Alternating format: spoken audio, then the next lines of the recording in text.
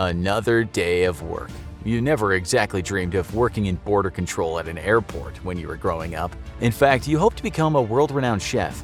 But it's 1956 in Tokyo, and you had to take what you could get to support your family. So here you are, pretending to thoroughly examine the passports placed in front of you, when really there's no doubt in your mind that the person in front of you matches their photo. Smiling and playing along when another annoying tourist greets you by saying konnichiwa. Your mind is off in another world dreaming of creme brulee when a smart-looking white guy in a nice suit approaches you. Nothing out of the ordinary there, but something catches your eye. His passport looks kinda weird. It's blue, but it almost has a purple tinge to it. And that's not the only thing. You don't recognize the design on the front either. Is that a flower or a lion? Who knows? As someone who works day in and day out checking the passports of visitors to Tokyo, you thought you'd seen pretty much every passport under the sun. But this one has got you curious. As Mr. Suave approaches, you notice he's looking slightly disoriented, but you assume it's probably just jet lag. After all, he must be from a pretty exotic and far-off location for you, of all people, to not recognize his passport. As he passes the passport over, you do a double take. Wait, what? The document states very clearly that it's issued by the country of Taured? Now, you can't claim to know every country in the world without fail, but you're pretty sure there's nowhere in the world called Taured. Starting to think you're going insane, you consult your documents to check that you've not had a minor case of amnesia. But nope, Taured is not listed as a nation. Could it be one of those places caught up in a weird dispute about its sovereignty? Are you just being dumb and actually Taured is another way of saying Namibia in Afrikaans? Conversing with you in fluent Japanese, he assures you that he's from Taured. Thank you very much. Getting slightly irritated, he says he came to this very airport 2 times already this year and never had any issue getting through security before. Sure enough, he has the passport stamps from Japan and other locations all across the world, as well as having various currencies in his wallet. When you tell him you don't believe Taured to be a country, he looks at you in disgust like you're the crazy one and says his nation has existed for 1,000 years and is one of the most prosperous in the world. Okay, boomer. You sit in silence for a few seconds and you try to process what's happening. Could this be some sort of elaborate hoax? Maybe, but who would be stupid enough to pull a prank on a border control officer? Besides, this guy looks just as stressed as you are. He's either an incredible actor or he's genuinely from a country that doesn't exist. Oh, hang on a minute, what are you even saying? Realizing you need some backup and maybe some moral support too, you call your boss over. He doesn't know where Taured is either, which is slightly reassuring as it proves that you're not the one going insane. But it does raise some larger questions. Who the hell is this guy? And how did he get here? And why do his documents look kinda legit? Your boss produces a map and asks the man where Taured is. What an ideas man! You can see why he's in charge and not you. You expect him to point to the middle of the Indian Ocean or something, but much to your surprise, he places a finger on the border between France and Spain. Isn't that another country nobody ever talks about that's between the border of France and Spain? Andorra? Oh wait, he's literally pointing at Andorra. Nice try, bud. This is getting ridiculous now. Yet he remains indignant that Taured does exist. You both sat there scratching your heads, but this guy's starting to get angry.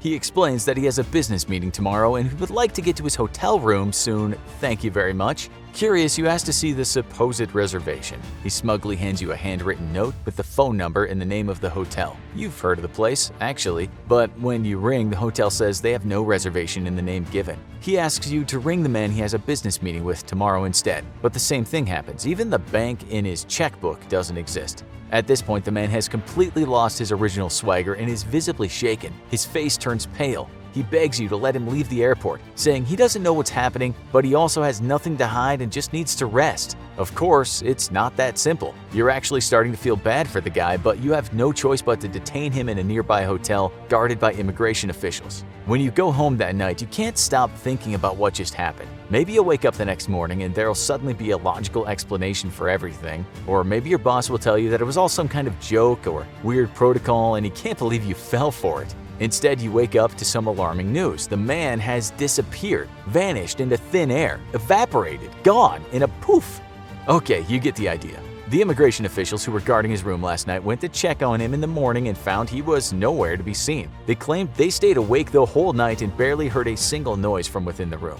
Well, accidents happen, freak accidents happen, but get a load of this. His personal documents were gone too. Even if you're willing to believe that the guard somehow fell asleep or that the man escaped through a window, how would he have retrieved his things? They were being held in an entirely separate location. How would he have even known where they were? It makes no sense. It's almost like it didn't happen. Funny that. But anyway, there are reports of similar incidents taking place. When I say reports, I don't mean police reports or anything along those lines, just some tales started going around. There's one report of a man found wandering around Germany in 1850 who claimed to be from a country called Laxaria on the continent of Sakria. Because that totally doesn't sound like a load of letters flung together to create a made-up word.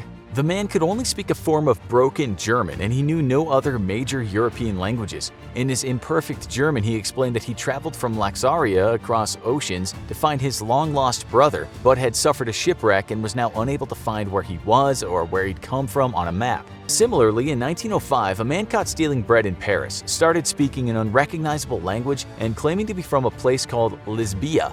And I mean, we have no reason not to trust a man who just got caught committing a crime, but apparently the language he spoke appeared to have a real structure rather than just being jibber-jabber.